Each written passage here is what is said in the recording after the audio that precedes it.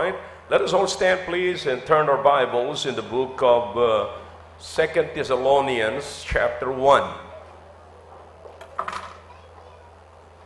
2 Thessalonians chapter 1. Magsisimula po tayo rito. Marami po tayong talata na babasahin. We will open a lot of books here and read many verses this morning. Because I'm going to talk to you this morning about the spirit of Antichrist. Now, the spirit of the Antichrist. Now, chapter 2 of the book of 2 Thessalonians, papakita ko po sa inyo kung ano ang sadya po nito. No? 2 Thessalonians chapter 2. Alright, are you with me now? Now we beseech you, brethren, by the coming of our Lord Jesus Christ, and by our gathering together unto Him, that ye be not soon shaken in mind, or be troubled, neither by spirit, nor by word, nor by letter as from us, as that the day of Christ is at hand. Let no man deceive you by any means, for that day shall not come, except there come a falling away first, and that man of sin be revealed, the son of perdition, who opposeth and exalted himself above all that is called God, or that is worshipped, so that he as God sitteth in the temple of God, showing himself that he is God. Remember ye not that when I was yet with you, I told you these things, and now ye know what withholdeth, that he might be revealed in his time. For the mystery of iniquity that already worked. All right, notice that. The mystery of iniquity that already worked. Only he who now letteth will let, until he be taken out of the way. And then shall the wicked be revealed, whom the Lord shall consume with the spirit of his mouth, and shall destroy with the brightness of his coming. Even him whose coming is after the working of Satan, with all power and signs and lying wonders, and with all deceivableness of unrighteousness in them that perish, because they receive not the love of the truth, that they might be saved. And for this cause God shall send them strong delusion, that they should believe a lie, that they all might be dumb who believed not the truth, but had pleasure in unrighteousness. But we are bound to give thanks always to God for you, brethren, beloved of the Lord, because God hath from the beginning chosen you to salvation through sanctification of the Spirit and belief of the truth, whereunto he called you by our gospel to the obtaining of the glory of our Lord Jesus Christ. Therefore, brethren, stand fast and hold the traditions which ye have been taught, whether by word or our epistle. Now our Lord Jesus Christ himself and God, even our Father, which hath loved us and hath given us everlasting consolation and good hope through grace, comfort your hearts and establish you in every good word and work. All right? Ang gusto ko pong ipakita sa inyo ngayong umaga ay kung ano po ang nagagawa ng ano ang ginagawa ng spirit of Antichrist. At gusto ko po makita niyo po ngayon ang dalawang bagay bago ang Panginoong Jesucristo ay bumalik. Okay? Now, marami po tayong babasahin talata para ma-establish ko po ang foundation ng mensaheng ito. Tayo po muna sa daling manalangin. Let's bow our heads, please. Dakilang Diyos, salamat po sa mga talata na aming binasa. Salamat po sa presensya ng bawat isa. And thank you for bringing Brother Don here. And thank you, oh God, for allowing him to see the work here, the ministry in this church. And thank you, oh God, for the first time visitors. I pray to please save the unsaved and baptize the converts. Please work in the midst of us. Holy Spirit, please speak to the to the hearts of your people as well as to our first-time visitors this morning. And I promise you, I'll give you back the glory and honor, for thou art worthy to receive it. In Jesus' name I pray. Amen. All right, thank you. You may be seated. All right, now, everybody pay attention. Now, the Apostle Paul outlined here the frightful thing that will strike the church prior to the coming of our Lord Jesus Christ. All right, so everybody paying attention now? Kayo nasa likod, okay na kayo? All right, kayo nasa taas? All right, ang pinapakita ko po, si Paul ay in-outline niya rito kung ano ang mangyayari sa church, ano ang papasok sa church bago dumating ang Panginoong Hesukristo. So before the coming of the Lord Jesus Christ, he outlined the frightful thing that will strike the church. And he said that Jesus will not come until these awful things happen, and this will happen also to the church. All right? Now, two things that the Apostle Paul outlined here in this passage. Number one is the great falling away. The great falling. There's going to be a great falling away. I'm not going to teach or to preach about the second coming, but these things, I want you to take note of this. Ang gusto ko pong mangyari, ma-focus ang inyong attention sa mga nangyayari na po ngayon. Okay? Ano po yun?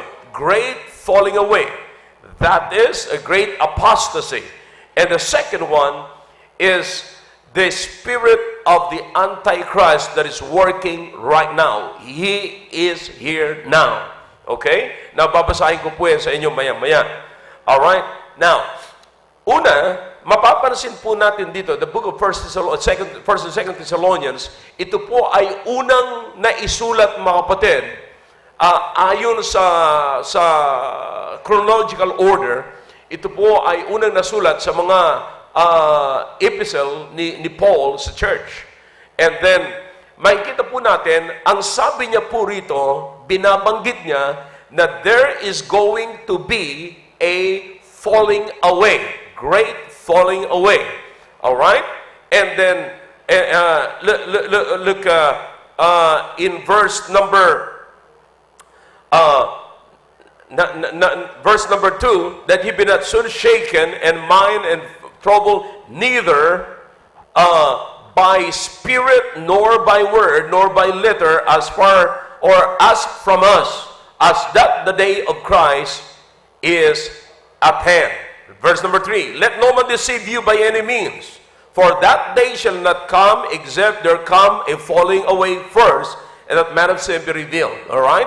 So makikita nyo po rito yung katotohanan na magkakaroon po ng falling away. Now, ang unang i-establish po natin muna rito, ano po yung nandito na ngayon? So si Apostol Pablo nagsasalita po rito patungkol sa bagay na ito, na meron pong falling away na mangyayari. Paano po mangyayari ito? Hindi ho basta-basta mangyayari, mga kapatid, na merong magkakaroon ng falling away, ng apostasy, kung tawagin. This is an apostasy. An apostasy means it is the act of refusing to continue to follow the biblical truth. You see, yan po ang biblical na ibig sabihin ng apostasy. Ibig sabihin po, marami ang hindi magpapatuloy na lumakad o sumunod sa biblical truth, sa katotohanan na nasa salita ng Diyos. Okay? Now, pangalawa, paano po at bakit po sila aalis? Alright? At hindi po sila magpapatuloy. Kasi po, in advance, makikita po natin na ang Diablo rin po ay meron siyang advance. Bago po magpakita ang Diablo, bago magpakita ang Antichrist, meron po siyang advance party upang ihanda rin po ang pagdating ng Antichrist. You see, why there's a falling away? Because there is the spirit of the Antichrist preparing the hearts of the people for the coming of the Antichrist. That's why many will be deceived. Now, look, paano po mangyayari po ito? You turn your Bibles in the book of 2 Corinthians, chapter 11. 2 Corinthians, chapter 11. Now, let's start from verse number 4. right? Are you with me now? For if he that cometh preacheth another Jesus, okay, whom we have not preached, or if ye receive another spirit which ye have not received, or another gospel which ye have not accepted, ye might well bear with him. Okay? Now, marami po ang maniniwala sapagkat magkakaroon yung forerunner ng Antichrist ay magpipreach din po siya. Ano po yung kanyang ipipreach, mga kapatid? You see, notice here. So, the Apostle Paul made it clear in his letter to Corinthians when he warned them about apostasy. Alright? What is the warning? There is going to be another Jesus. Alright? Now, there are two Christ. May dalawang Kristo po, mga kapatid. Jesus Christ and the Antichrist. Alright? Tandaan niyo po yung sinasabi ko po sa inyo, mga kapatid. Dalawa po yan. Alright? Dalawa ang kinikilala. Kaya nga po sabi ko po sa inyo, kung natatandaan niyo yung sinabi ko po sa inyo rito, mga kapatid, lahat ng mga tao ay merong Kristo sa kanilang puso. Yeah. Yung iba ay merong Hesus Kristo, yung iba naman ay merong Antikristo. Kaya ngayong umaga, sino ang nasa puso ninyo? Alright? So, ngayon, eto po yan. Another Christ. So, Paul made it clear. So, that's the Antichrist. The another Christ is not of the same kind, but different kind.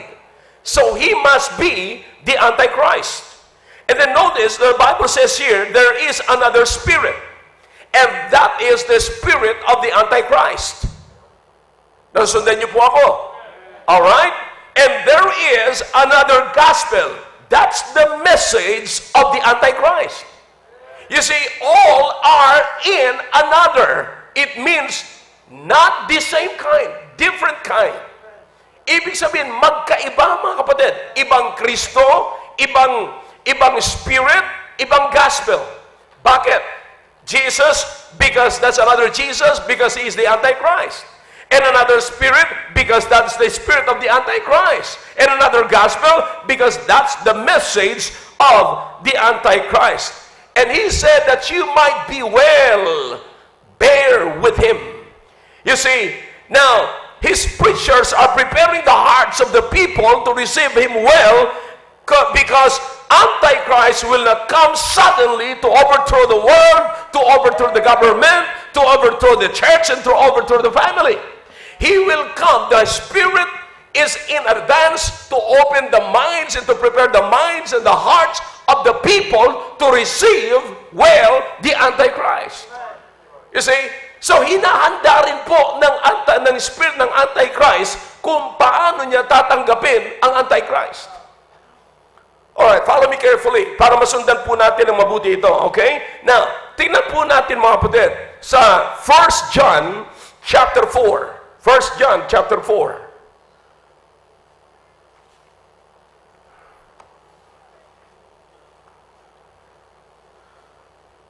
Alright, 1 John chapter 4. Look at verse number 1. Are you with me now? Beloved, believe not every spirit, but try the spirits whether they are of God. Because many false prophets are gone out into the world. You see, he's got many prophets. By the way, let's turn again. We'll go back to this. Just mark it. Mark the 1 John. But I just don't want you to miss this. 2 Corinthians. Let's go back to chapter 11. 2 Corinthians. I don't want you to miss this. Okay? 2 Corinthians chapter 11. Look in verse number 14. And no marvel, for Satan himself is what? Transformed into a what? Angel of light. Okay? So Satan himself is transformed into an angel of light. Okay? And then the Bible says, verse number 15, therefore it is no great thing if his what? Ministers also be transformed as the what? ministers of righteousness, whose end shall be according to their works. Alright? So meron siyang ministers, si Satan may sarili siyang ministers. That's why dito binanggit sa, go back to 1 John chapter 4, we have here the many false prophets. And these are the ministers of Satan. Alright? I hope nasundan niyo po ako. Verse number 2, Hereby know ye the Spirit of God, every spirit that confesseth that Jesus Christ is come in the flesh is of God. Verse number 3, every spirit that confesseth not that Jesus Christ is come in the flesh is not of God. And this is the spirit of, come on, Antichrist, whereof ye have heard that it should come. And even now, already is it in the world. Noong una, sinasabi ni John, naririnig pa lamang niya. Narinig ninyo na parating pa lamang ang spirit of Antichrist. Pero sinasabi ni John, noong una narinig nyo na parating pa lamang, pero ngayon nandito na yan. Now, isipin nyo po ito mga kapatid. If you believe this, alright? That's another passage. Let me read another passage here. Alright? 1 John chapter 2. Chapter 2. Another one. Verse number 15. Love not the world, neither the things that are in the world. If any man love the world, the love of the Father is not in him. For all that is in the world, the lust of the flesh, and the lust of the eyes, and the pride of life is not of the Father, but is of the world. And the world passeth away, and the lust thereof, but he that doeth the will of God abideth forever. Little children, it is the what? Last time. And as ye have heard that Antichrist shall come, even now are there many Antichrists, whereby we know that it is the last time. Do you believe that? I said, do you believe that? Now, if it is the last time when John wrote it, can you imagine how late it is now? May nakikinig po ba sa akin? Katagal-tagal na po itong sinulat. This was 2,000 years later, and how much closer and how much real is this now? Kapatid, ang tagal ng sinulat. Sinulat pa ni Paul.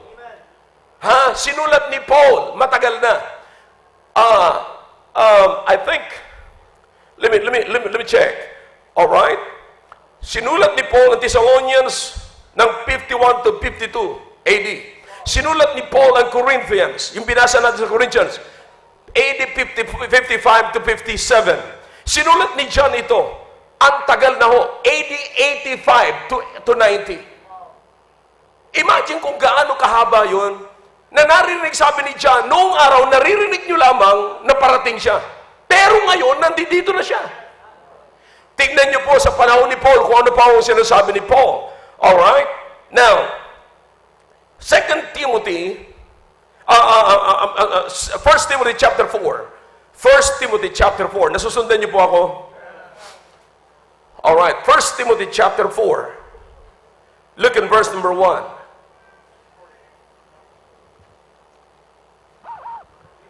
Are you with me now? Now the Spirit speaketh expressly, that in the latter times, last days, okay, na binabanggit din po mga kapatid ni John. All right? What is in it in the last time? Some shall what? Depart from the faith, giving heed to what? Seducing spirits and doctrines of the devils. All right? Let me tell you something about this. All right? Tingnan nyo. Ang tagal na ho sinasabi ni Paul, at ngayon sinasabi niya, in-advise niya kay Timothy na ano ang mangyayari. Again, nakikita niyo po, nasusubaybayan niyo yung mga talata natin. Ang pinapatunayan ko sa inyo ay merong Antichrist at merong spirit in advance. Alright? Na ngayon ay nandito na maging sa kapanahon ng panahon ni Apostol Pablo. Nandoon na po yun. Nagsasabi siya na mayroong mga preachers, may mga false prophets na nagdadala ng panibagong Kristo, which is the Antichrist. The preacher of the Antichrist is preaching about the Antichrist. They will not say that you've got to believe this is the Antichrist. No, they will not tell you that. But they will just present and give you another person, another Christ, which is in reality the Antichrist. Kasi siyempre hindi na ho yan sasabihin na ito yung Antichrist. Wala maniniwala eh. Pero ang sasabihin niya, hindi siya huwag kayong maniwala dito sa Jesus na ito. The preacher also has another Jesus and preaching another Jesus, and he's got another spirit, which is the spirit of the Antichrist, and another gospel, which is the message of the Antichrist. Why is that? Because he was here to prepare the minds and the hearts of the people to receive the Antichrist. Alright? So yan ho ang purpose. Sino po ang gusto kong establish sa inyo? Nakita niyo po, dala na ho. Nandyan na ho. Nandyan na siya. Alright? Now, ano ang kanyang ginagawa? The Apostle Paul said, to seduce. What is that? To deceive. To mislead. Yan po ang ibig sabihin. Dadalhin po tayo sa maling paniniwala. Kaya nga po, listen now. Everybody, lalo na po sa mga bisita po namin ngayong umaga, you've got to understand that idolatry is not only worshiping the false God, but worshiping the true God falsely. Now notice what the Bible says. Let's go back to the book of 2 Thessalonians again. Alright? 2 Thessalonians chapter 3. Now in chapter 3, there is a falling away. There is an apostasy. And apostasy is what? I gave you already the meaning. It is the act of refusing to continue to follow the biblical truth. They fall away. Alright? Now, listen now. Makikita niyo po, sa verse number 3, there is the falling away. In verse number 4, there is the activity of the Antichrist. What is his main agenda? His main agenda, brethren, is to oppose and exalt himself above all that is called God. First, listen now, everybody look at this way, para ma-explain ko lamang po sa inyo. First is, he was here to oppose God. Kaya nga Antichrist eh. Against Christ. Simple as that. Kontra sa Diyos. Kaya ang kanya pong duty ay kumbinsihin ang tao, mga kapatid. Primarily, he came here to oppose God. He came here to stop us from worshiping God. See that? So he was here to oppose God and to exalt himself. You remember that when the Holy Spirit come, in John chapter 16 or chapter 13, when the Holy Spirit come, He will not speak of Himself. Can you see the difference?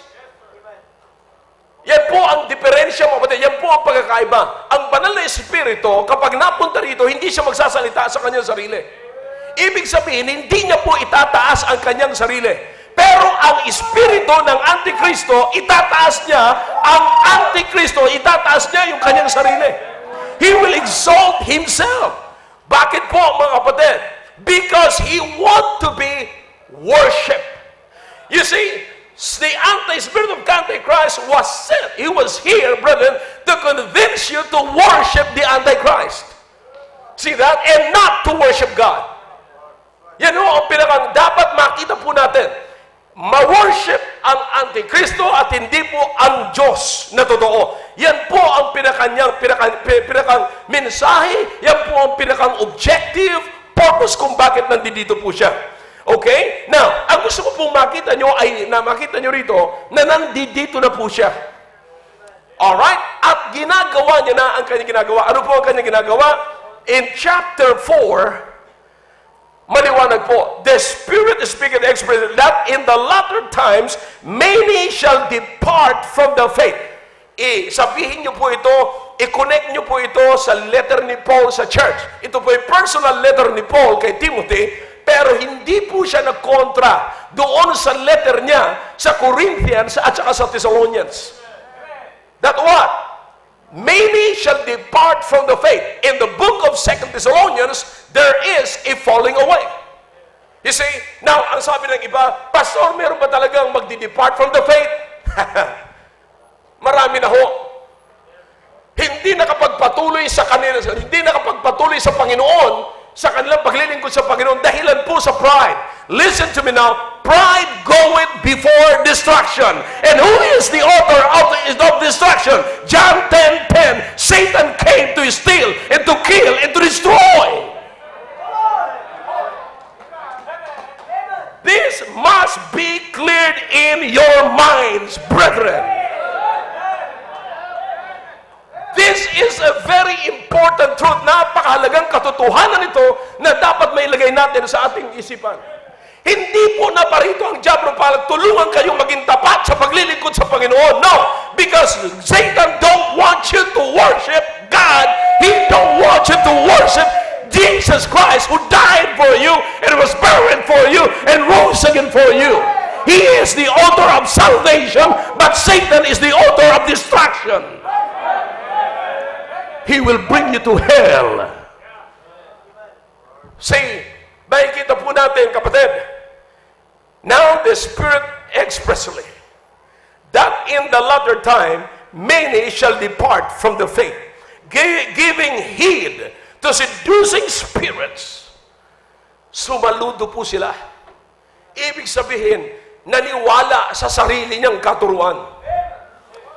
Now, mamaya explain ko po yan sa inyo. And doctrines of devils. Pero tignan nyo lamang po dito yung salitang giving heed. Babalikan ko po yan mamaya.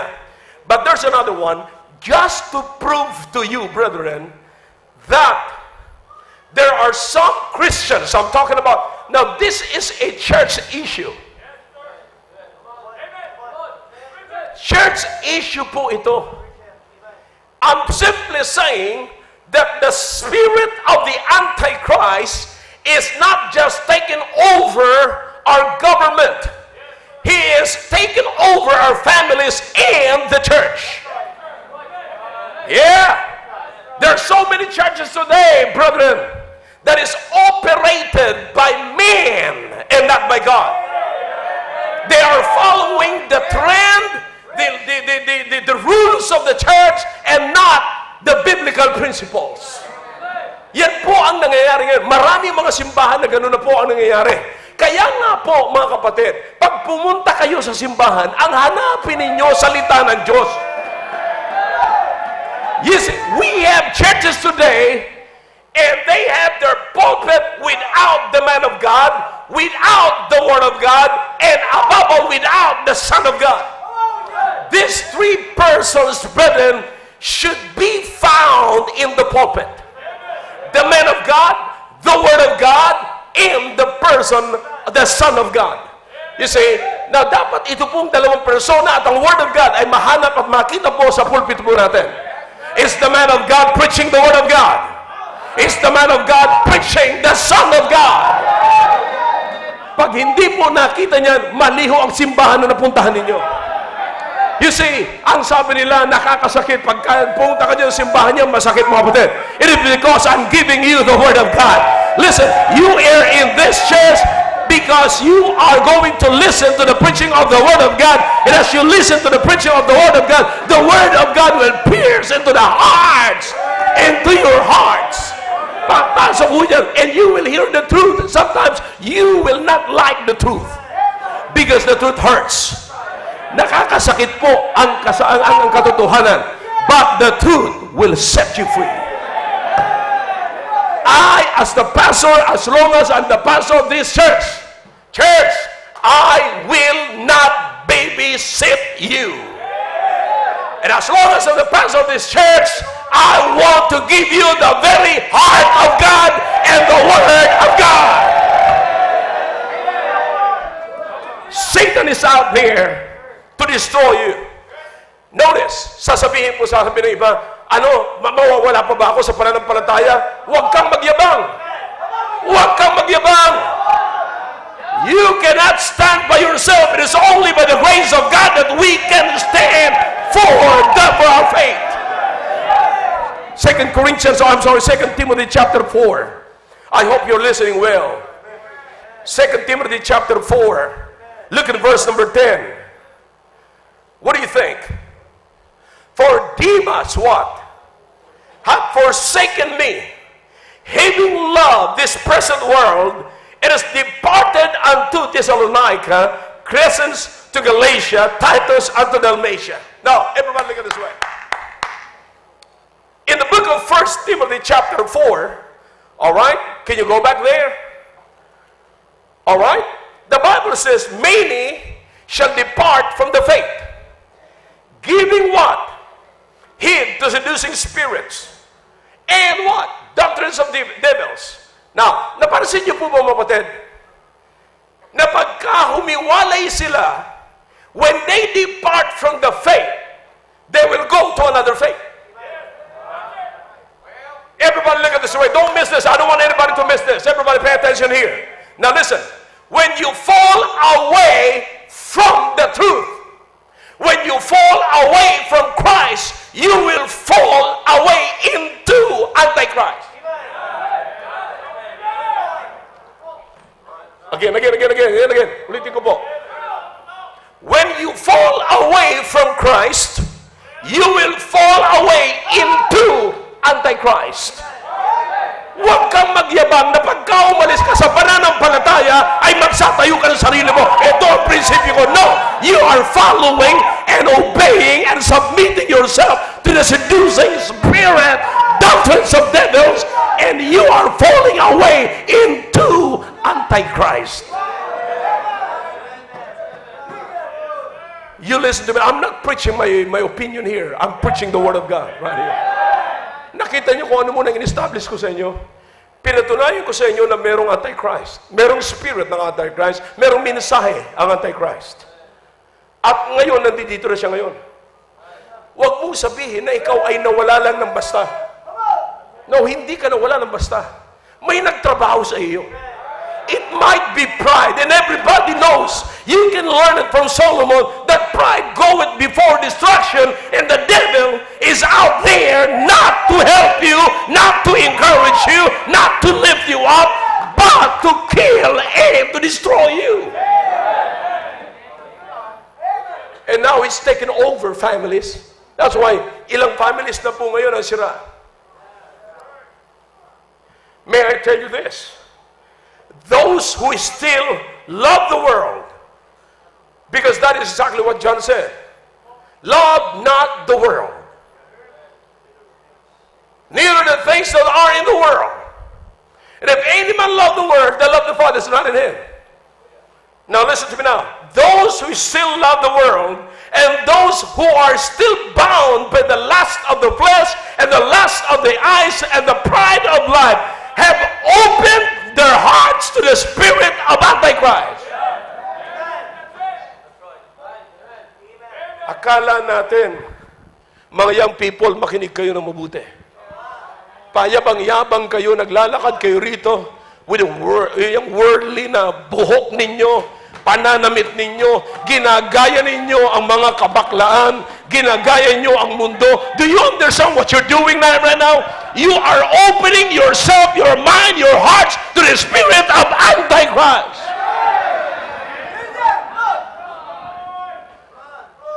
Minsan pag may nakakarinig tayo ng mensahe rito na ganitong strong, nagagalit tayo, para lang ito, ako na naman pinapatama, ako na naman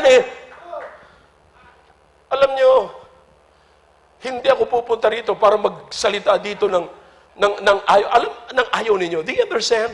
You can see now the characteristics of the close of the coming of the Lord Jesus Christ is very close now. You can see now. Wow, bakit? You can see the love of the young people to pleasures. Lovers of pleasures more than lovers of God. Napansin niyo mga kapatid na makakatagal sila ng pagod sa basketball court, madibaling masaktan sila, hindi baling anong mangyayari sa kanila, pero mga kapatid, hindi makatagal sa loob ng simbahan ng 2 hours. Alam mo gusto mangyari ngayon ng mga tao mga kapatid? Mabilisan ang simba. Mabilisan. Gusto nila pupunta lamang sila sa simbahan pag malapit nang matapos. At ang akala nila, pag nakapasok ng simbahan at mag-sign of the cross, tapos na, banal na, maayos na sila. No way!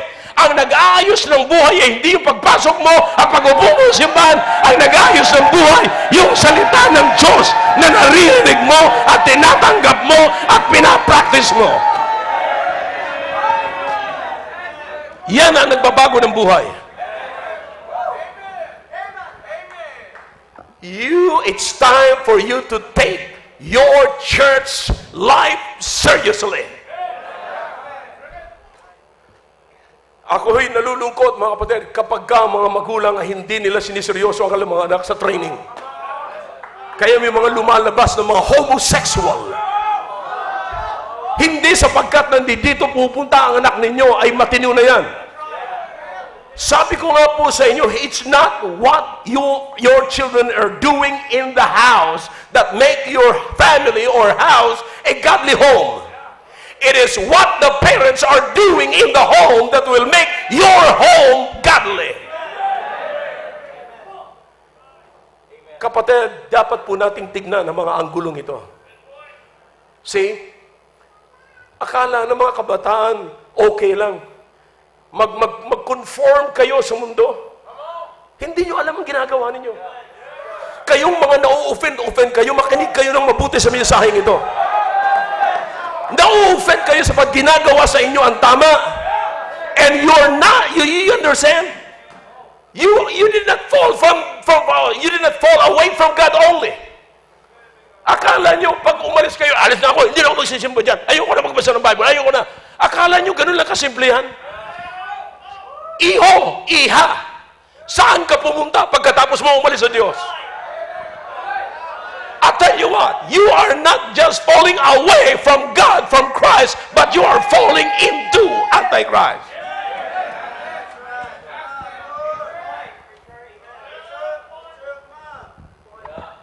Let me ask you a question. Check mo nang mabuti. Ano ang attitude mo sa sinasabi ko ngayon? Come on now.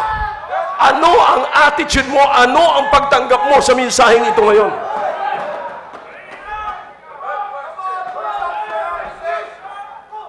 Ang ugali ho natin, pag nasagasaan yung pride natin, hindi tama ang sinasabi ng pastor. Pero pagka pabor sa atin, ang galing ni pastor.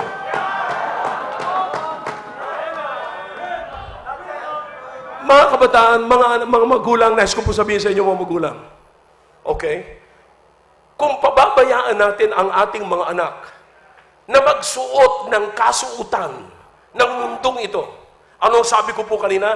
Binubuksan nila ang kanilang sarili sa Antichrist. And you know what Antichrist purpose, why he is there. In advance, to prepare the hearts and the minds of the people for the coming of the Antichrist. Kung pababayaan po natin sila at hindi po natin sila gagalawin, papaluin o sasawayin, ang ibig sabihin po niyan, pinababayaan natin na ang spirit ng Antichrist ang siyang mag-prepare ng anak natin para sa darating na Antikristo at hindi sa pagdating ni Kristo.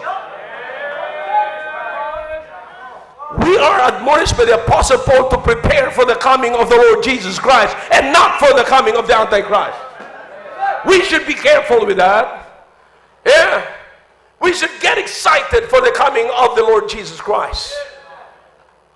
Kapatid, akala natin biro-biro mga magulang. Kaya makita niyo po mga kapatid, ang mga anak natin, ganit dalhin sa simbahan. Kinakailang gisingin mo, kalampagin mo ang kwarto niya para magising siya, para lamang pumunta sa church. You know what? Because their love for God and for the truth is not that big. It is not that strong. It is not that great. Pero pansinin nyo, sabihin nyo na bukas pupunta tayo sa tabi ng dagat o may outing tayo, may ganito. It's all about the pleasures of the world. And everybody in the house are excited. Hindi mo na kinakailangan gisingin. Sana ho makita po natin ito. Ako'y nagpapasalamat na nakakakita po ako dito ng mga kabataan natin na naka-necktie, na maayos ang kanilang, natutuwa sila sa kanilang klaseng itsura. They're very proud sila na maglakad papunta sa simbahan. Bless God for you, young man. Bless God for you, young lady. Because you are not ashamed of the testimony of the Lord Jesus Christ. Pero ilan sa mga kabataan dito, hey, ngayon, tingnan mo na lamang sa upuan nyo kung anong klaseng upo meron kayo. Maraming may dala ng Biblia pagdating sa simbahan, hindi man lamang bubuklatin ng Biblia. Nagdala pa kayo ng Biblia, hindi nyo rin lang naman binuklat. Tapos pag upo nyo sa upuan, naghahanap kayo, naghihintay na lamang kayo ng panahon na aantukin kayo. At pagkain antok kayo, matutulog na kayo. Maghihintay na lamang kayo, nagising kayo ng nanay ninyo o ng katabi ninyo. Nakikita niyo po ang kapaitan, ang katabangan ng maraming tao ngayon. Mag-imbita ka papunta sa church. Halos murahin ka na. Busy ako. Lahat na ng excuses sa buong mundo ay kukuhanin niya. Kulang na lang na sabihin, hindi ako makakasama sa iyo kasi mamaya pupunta ako ng Amerika eh.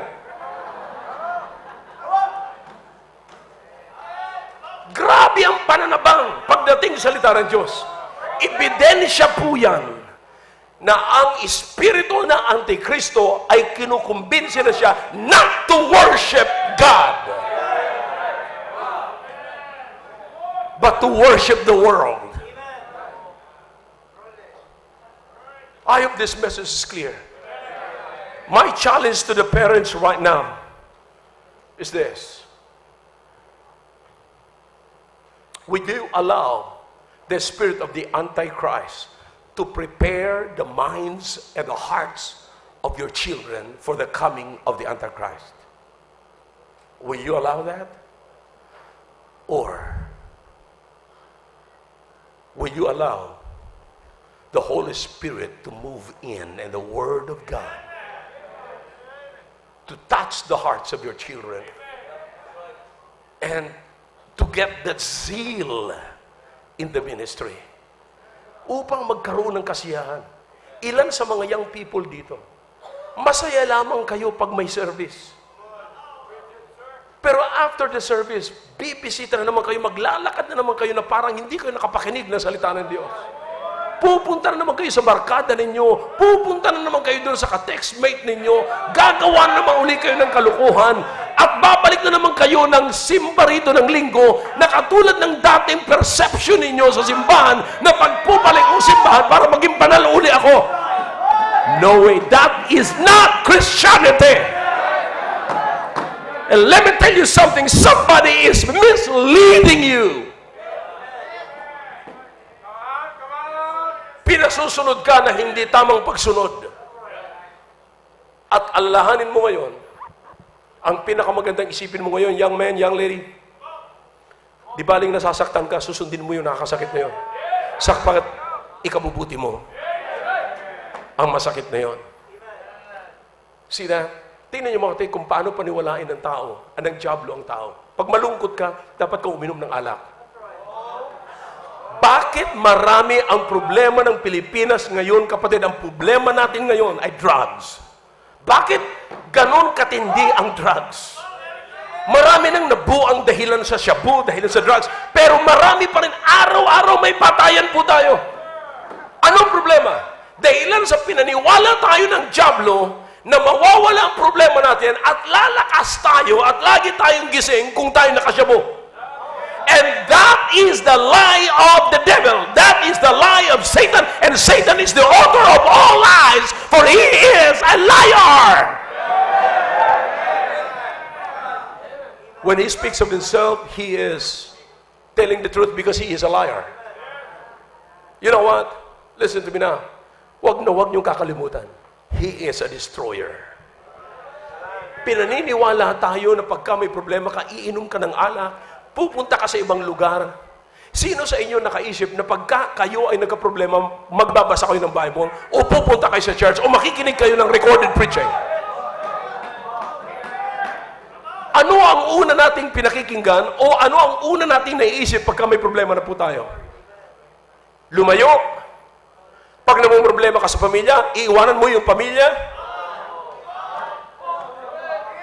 Meron nga dito mga kapatid para lang daw siya manatiling gising, nagsasyabu muna bago magsimba.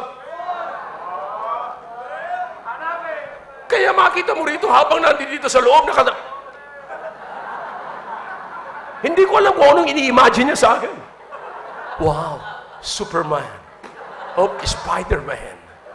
Karate Kid. Now, alam niyo kung yan, now, listen to me now. This is not a joke.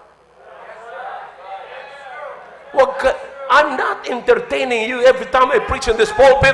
It's not an entertainment time. It's preaching time. You've got to listen to the preaching of the Word of God, because thereby you will grow. It's no entertainment time. I'm not trying to entertain you. Hindi ako nagpapatawa rito para ma-entertain po kayo. Hindi ko trabaho magpatawa. Trabaho ko sa inyo ang bigay sa inyo ang salita ng Diyos. You've got to get the mind of God, the heart of God, by listening to the preaching of the Word of God. Kapatid, ang challenge ko po ngayon sa mga magulang, maging sa mga bisita po namin ngayon, maliwanag po ang binasa po natin kanina sa Biblia. Bakit madali silang makuha ng dyablo? Kasi binubuksan nila ang kanilang mind, ang kanilang puso sa dyablo. By what? By not believing the truth. That's why they are condemned. Verse number 12, that is exactly what I'm saying. See? Kayo naman, na nasa simbahan na, nakarinig na kayo ng katotohanan, bakit tumigil kayo na sumunod sa pagsunod sa katotohanan? And that is apostasy. Huwag mo sabihin na tumigil lang ako. Nagpapahinga lang po ako, pastor. No, walang nagpapahinga. Paano ka napagod sa kasiyahan?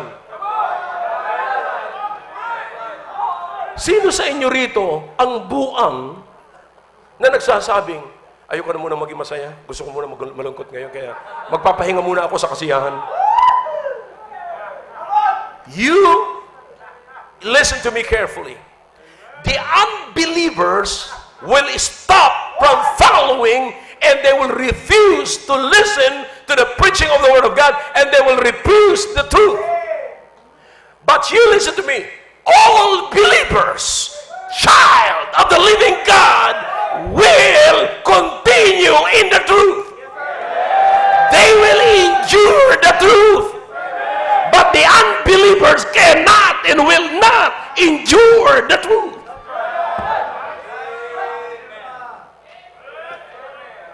Ang hindi mananampalataya, hindi kayang magpatuloy. Pero kung ikaw ay mananampalataya sa Diyos, dapat kang magpatuloy at kaya mong magpatuloy. Because you have the Holy Spirit of God dwells in you. Kapatid, huwag nyo nang hintayin na yung Antikristo pa ay maghari sa trono sa Jerusalem. Ngayon, baka hindi nyo alam, naghahari na yan dyan sa trono ng iyong buhay. Dahilan sa spirit ni Antichrist. Listen now. It's not a joke. We're not playing games here. You've got to take this message seriously. Sa mga bisita po namin, alam nyo, wala po kayo sa reliyon. Ang Baptist, huwag nyong isipin na katulad po ito ng mga kulto dyan sa labas, na ang gagawin po nila, sasabihin sa inyo, pag hindi ka na natili dito, hindi ka kasama sa paghuhukom. Paghuhukom na sinasabi ninyo. Ang alam ko lamang po, sinasabi ng Biblia, kung hindi ka mananampalataya kay Kristo, hindi sa church, hindi sa pastor, hindi sa pope, hindi sa ministro, kung hindi kay Kristo. Kung hindi ka mananampalataya kay Kristo, ikaw ay condemned na kaagad. You are, and the wrath of God is upon you. Ang puot ng Diyos ay nasa iyo.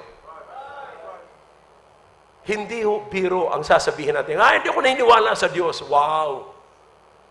Binuksan mo na ang puso mo sa dyablo.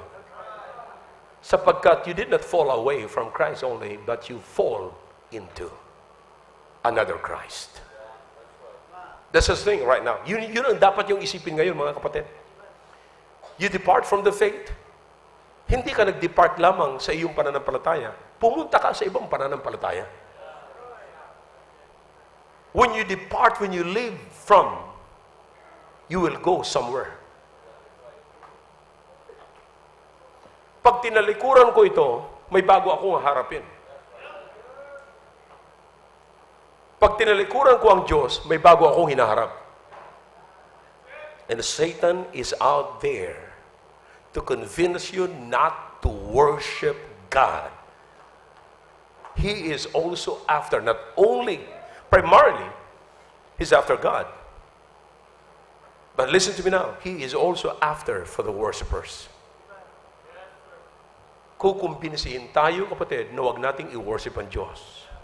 Pero salamat sa Panginoon, nasa simbahan po kayo, nagpapaliwanag na totoo at buhay ang Diyos, na merong nangyayari sa sinumang naniniwala sa Diyos, at merong pagpapala ang sinumang naniniwala sa totoo at buhay na Diyos. The Word of God is a light unto my feet and a lamp unto my path. Dapat maging totoo po ito sa buhay natin. Young people, do you believe that? Parents, do you believe that? Let's come to Jesus this morning. Shall we all stand, please? Father, thank you for your words. Bless the message to the hearts of your people, please. Now we speak. Holy Spirit, I've done my best. That's all I can. Please do your best. Your heads are bowed, your eyes are closed. God is speaking to your hearts this morning. If the Holy Spirit is speaking to your hearts this morning, step out of your seats and come forward, kneel down, and talk to God. Talk to God.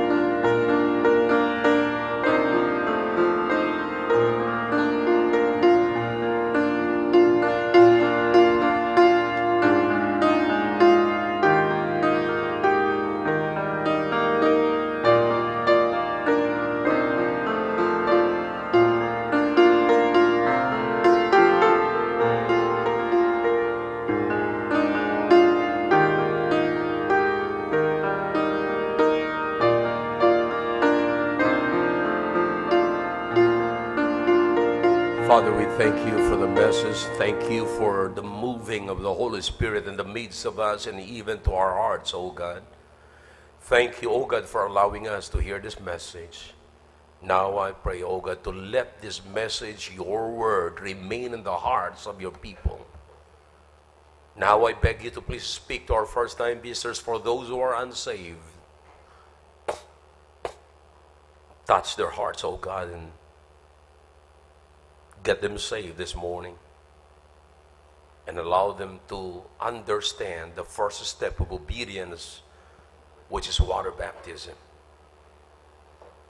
I beg you to please do it, oh God. Save the unsaved. In Jesus' name I pray. Amen. Amen.